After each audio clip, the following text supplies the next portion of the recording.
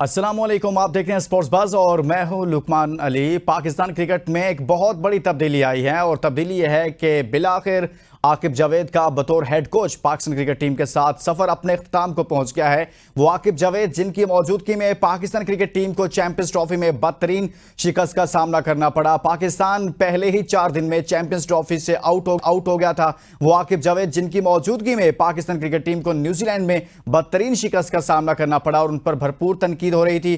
ताहम अब यह बड़ा फैसला किया गया पाकिस्तान क्रिकेट बोर्ड की जानिब से कि जब उनका टेन्योर मुकम्मल हो चुका था, उनके साथ जो उबूरी हेड कोच का एक एग्रीमेंट था वो मुकम्मल हुआ, तो उसके बाद नए कोच की तैनाती का मामला भी हल हो गया है और पाकिस्तान क्रिकेट बोर्ड की जानिब से चेयरमैन पीसीबी की जानिब से बाकायदा तौर पर ऐलान कर दिया है पाकिस्तान टीम के नए हेड कोच अब माइक हैसन होंगे। और माइक हैसन पाकिस्तान टीम के साथ पहली बार वाबस्ता हुए हैं, न्यूजीलैंड से ताल्लुक़ रखते हैं और माजी में अगर बात की जाए तो वो आईपीएल में भी कोचिंग कर चुके हैं और इस्लामाबाद यूनाइटेड पीएसएल की टीम इस्लामाबाद यूनाइटेड जो बहुत अच्छी परफॉर्मेंसेस दे रही है इस एडिशन में भी, उसके साथ भी वो मुंसलिक हैं और पीएसएल 9 में उन्होंने अपने सफ़र का पाकिस्तान सुपर लीग के साथ अपने सफ़र का आगाज़ किया था। लेकिन देखना है ये है कि वो पाकिस्तान टीम के साथ जो पाकिस्तान टीम के मौजूदा चैलेंजेस हैं, जिस नौयत के चैलेंजेस हैं, क्या वो उससे पाकिस्तान टीम को निकाल पाएंगे या नहीं, इस पर बात करेंगे। और साथ में कुछ मेंटोर्स को फारग कर दिया पाक बोर्ड ने, ये क्या सब हुआ है। हमारे साथ senior sport journalist Shahid Hashmi साहब मौजूद हैं। बहुत बहुत शुक्रिया शाहिद हाशमी साहब, आपने हमारे लिए वक्त निकाला। सबसे पहले तो सर हम यहां से आगाज करेंगे कि आकिब जावेद साहब का पाकिस्तान टीम के साथ बतौर हेड कोच सफर आपके ख्याल में कैसा रहा? देखिए, आकिब जावेद को जब ये ओहदा ऑफर किया गया था उसी वक्त उन्होंने कहा था कि उसमें इतना इंटरेस्टेड नहीं है। वो डेवलपमेंट प्रोग्राम में पाकिस्तान की क्रिकेट की डेवलपमेंट में काम करना चाहते हैं और जो नेशनल हाई परफॉर्मेंस सेंटर है उसमें आना चाहते हैं। अब वो उस जगह पे पहुंच गए जब उन्हें बनाया गया था पहला टूर। अगर आप देखें, ऑस्ट्रेलिया में बड़ी शानदार कारकर्दगी रही। पाकिस्तान ने ऑस्ट्रेलिया को 22 साल बाद वनडे सीरीज में 2-1 से हराया। फिर ठीक है, पाकिस्तान T20 वहां पे हारा, लेकिन जिम्बाब्वे में दोनों सीरीज जीती। साउथ अफ्रीका में पाकिस्तान की परफॉर्मेंस बहुत ही अच्छी थी, 3-0 साउथ अफ्रीका में जीतना बहुत बड़ी कामयाबी थी। लेकिन अगेन टेस्ट मैचेस हम दोनों हार गए, फिर यहाँ वेस्ट इंडीज से भी हार गए। तो मिली जुली कारकर्दगी रही, व्हाइट बॉल में अच्छी रही, लेकिन पाकिस्तान क्रिकेट बोर्ड ने आज तक अहाता ही नहीं किया, आज तक अकाउंटेबिलिटी ही नहीं की कि क्या वजह थी कि एक टीम जिसने ऑस्ट्रेलिया में सीरीज जीती, साउथ अफ्रीका में सीरीज जीती, वो एकदम से होम ग्राउंड्स में आकर चैंपियंस ट्रॉफी में इतनी बदतरीन शिकस्त के बाद बाहर हो गई। और फिर न्यूजीलैंड में उसकी खराब कारकर्दगी रही। वो तो इतनी गैर मुतवक्के नहीं थी, लेकिन चैंपियंस ट्रॉफी वाली बड़ी गैर मुतवक्के थी उस टीम से जिसने ऑस्ट्रेलिया में और जनूबी अफ्रीका में कामयाबी हासिल की। अजय शाह साहब, मेजर गलतियां क्या कर गए आकिब जावेद? जैसे आप बता रहे हैं कि ऑस्ट्रेलिया को 25 साल बाद शिकस्त दी, लेकिन फिर कुछ गलतियां की हैं, तो वो किस नौयत की गलतियां थी जिसका खुमियाजा उनको भी भुगतना पड़ा और पाकिस्तान टीम को भी भुगतना पड़ा? देखिए, टीम सिलेक्शन सबसे मेन रही, चाहे वो न्यूजीलैंड के टूर के लिए हो, चाहे वो न्यूजीलैंड के T20 वनडेज के लिए हो। जिस मैच में पूरे बॉलर खिलाने होते थे उस मैच में आधे बॉलर खिलाते थे। एक वनडे में हमने 2 ऐसे बॉलर खिला दिए जो पार्ट टाइमर थे, उनको कोई 118 रन बन गए 10 ओवर में, 5-5 ओवर्स में उन दोनों के, और हमें वो कॉस्ट कर गया। तो टीम सिलेक्शन इतनी अच्छी नहीं थी। कुछ रिजवान से उनकी मेरा ख्याल है इतनी नहीं बन पाई। रिजवान ने बार बार ये कहा कि मुझे इख्तियारात नहीं है और मैं 11 सेलेक्ट नहीं करता, 11 टीम मैनेजमेंट सेलेक्ट करती है। तो ये 2-3 चीजें हुई, लेकिन इसका अहाता जरूरी था। आकिब जावेद खुद आए, मीडिया में आए, बताए कि एक ऐसी टीम का हेड कोच जिसने ऑस्ट्रेलिया में और जनूबी अफ्रीका में कामयाबी हासिल की, वो क्या कहना चाहता है, क्या वजह रही कि पाकिस्तान इतना चैंपियंस ट्रॉफी में बुरी तरह से दोनों मैच हार गया और फिर न्यूजीलैंड में इतने बदतरीन नतीजे आए।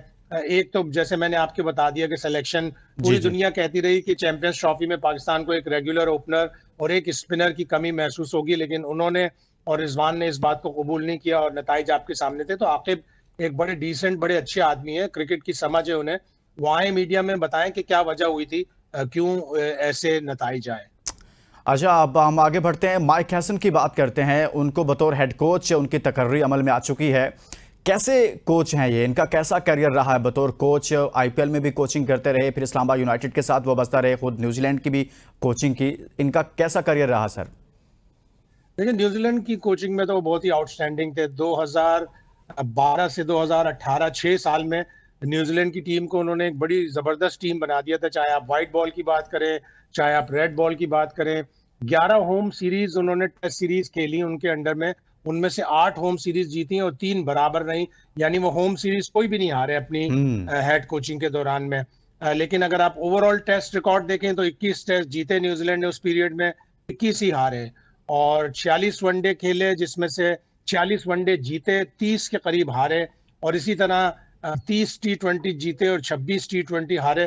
तो वाइट बॉल में सो रहा, लेकिन वाइट बॉल में न्यूजीलैंड की टीम 2015 का वर्ल्ड कप भी फाइनल खेली, 2019 का भी, ऑल्दो वो 2018 में छोड़ चुके थे, लेकिन वही 2018 की टीम थी जो 2019 का भी वर्ल्ड कप का 50 ओवर का फाइनल खेली। तो ओवरऑल अच्छे कोच हैं। इस्लामाबाद यूनाइटेड में भी 2 साल से कोचिंग कर रहे हैं। बहुत जल्दी उम्र में 22 साल 23 साल की उम्र में कोचिंग शुरू कर दी थी, इसलिए कि उन्होंने कभी फर्स्ट क्लास क्रिकेट नहीं खेली। लेकिन अच्छे अक्लमंद आदमी है, पाकिस्तान को उनसे जरूर फायदा होगा। लेकिन सवाल यह है कि पाकिस्तान का कितना सब्र होगा। अगर नताइज अच्छे नहीं आए तो शायद हम देखें T20 वर्ल्ड कप है 9 माह बाद, अगर उसमें नताइज अच्छे नहीं आए तो हम फिर एक और दूसरे कोच की तरफ चले जाएंगे। हमने पिछले 2 साल में माइक हैसन 90 कोच है, अगर आप सारे इंटरिम और सब कुछ लगा लें तो। सही है। अच्छा सर, ये बहुत बड़ा सवाल है कि गैर मुल्की कोचेस का पाकिस्तान टीम के साथ मामला, मैं वो एक अलग से सवाल आपके साथ सामने रखूंगा, लेकिन यहाँ पर जो हमारा मिजाज है, जिसकी तरफ आपने भी थोड़ा सा इशारा कर दिया है, बतौर हमारे हम क्रिकेट खेलते हैं, देखते हैं पूरी कौम का, और फिर क्रिकेट बोर्ड में भी कुछ ना कुछ ऐसा चलता रहता है। जैसे जैसन ग्रेस्पी ने कहा कि कुछ लोगों को टिकने नहीं दिया गया, कुछ लोगों ने उन्हें टिकने नहीं दिया, आकिब जावेद की तरफ उनका इशारा था, बल्कि नाम तक ले लिया। लेकिन इनका जो मिजाज है, अभी इस्लामाबाद यूनाइटेड के साथ ये काम कर रहे हैं, और पाकिस्तान का जो मिजाज है, आप समझते हैं कि ये अपने आप को एडजस्ट कर पाएंगे या कर लेंगे? देखना होगा अब उनको कितने इख्तियारात दिए जाते हैं। जाहिर है माइक हैसन को पहले भी जब जैसन गिलेस्पी को दे रहे थे उस वक्त भी उनसे कांटेक्ट किया गया था, लेकिन उन्होंने कहा था कि उन्हें फैमिली कमिटमेंट्स हैं, वो सिर्फ आईपीएल में अपने आप को मसरूफ रखना चाहते हैं या लीग्स में मसरूफ रखना चाहते हैं, तो उस वक्त उन्होंने मना कर दिया था। अब उन्हें यकीनन इख्तियारात मिले। 2 साल का उनका कॉन्ट्रैक्ट है, ऑल्दो के पीसीबी ने हमें नहीं बताया, लेकिन हमारे जराए बता रहे हैं 2 साल का कॉन्ट्रैक्ट है, और अगर पीसीबी उनको हटाएगा तो उनको पीसीबी को 6 माह की तनख्वाह देनी पड़ेगी।